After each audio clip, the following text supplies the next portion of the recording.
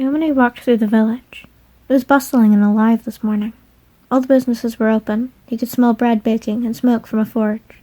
It really looked like most any town, except for the color. Now he understood. Rico had not been surprised by his appearance. The people of this village came in all sorts of colors, shapes, and sizes. Oh, he practically blended in. Everyone was nice, if unhelpful. Most who saw him smiled politely, and he did his best not to glare too much. They seemed happy to see him. A little girl with pink pigtails ran by him. She stopped, turned to him, pulling her eyelid down and sticking out her tongue. Then she was running away. He frowned after her. Okay, not everyone. Still, that was far better than how his own people treated him. He was a fucking knight for the crown. He served the king personally, but the people of Toad looked at him like a freak. They did everything short of spit on him. These people didn't know him, but he was welcome. In his own home, he was a leper. He spotted Rico standing in front of the butcher's. Yo, Rico. She looked up at him with a smile. Hello, Amine. What you doing? Just some shopping for my cook. Amine looked around with interest, hoping to catch a glimpse. Oh yeah, is she here? I'd like to meet her. Rico laughed, covering her mouth.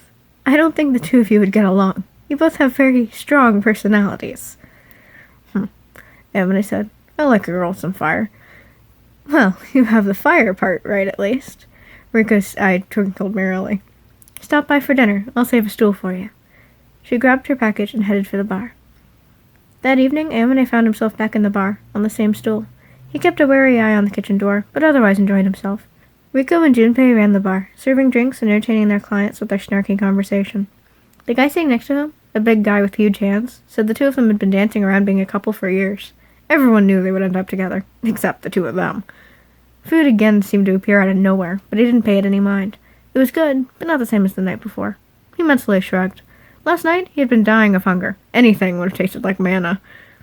Rico noticed Amine's glances at the kitchen. Don't worry, she said when she saw him look for the 100th time. About what? I'm not worried about anything. She shook her head but didn't argue. Taiga isn't working tonight. Good for him, Amine said. Junpei walked over and handed him an envelope. You forgot these last night. Amine opened it and saw the 3 leaves Shintaro had given him. Thanks. Maybe he could use them to get some sleep in the haunted house. He stayed until Saren closed for the night. It was probably rude to stay away all day and most of the night, but he really wasn't looking forward to another night staring at that crib. When he finally made it back to Toma's house, he was half hoping the door would be locked. Unfortunately, it opened quietly. He made his way to his room, determined to chew a leaf and sleep as quickly as possible. He stepped into the room and was disoriented for a moment. The chest and the crib were gone, and the shelf cleaned off. Amine felt a little bad. He was relieved not to have the reminders of whom this room had been intended for, but at the same time sorry they had to remove their child's things. How long ago had it been? Was the wound still fresh, or had they been holding on to the items for a while? Shaking off the morbid thoughts, he stripped down, grabbed a leaf, and climbed between the clean sheets. Biting down on the leaf, Amine had been expecting a bitter flavor, something that always seemed to accompany medicine, but the taste was almost sweet.